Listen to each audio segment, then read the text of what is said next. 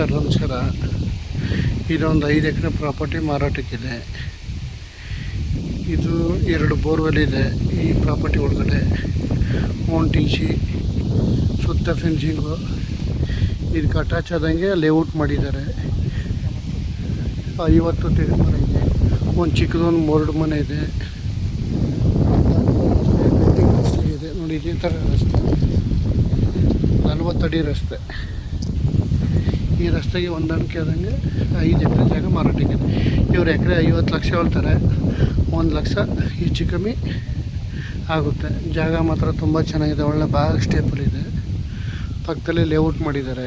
ವಿಲೇಜ್ಗಳಿಗೂ ಒಂದು 200 ಮೀಟ್ರು, ಬೆಂಗಳೂರಿಂದ 125 ಕಿಲೋಮೀಟ್ರ್ ಆಗುತ್ತೆ.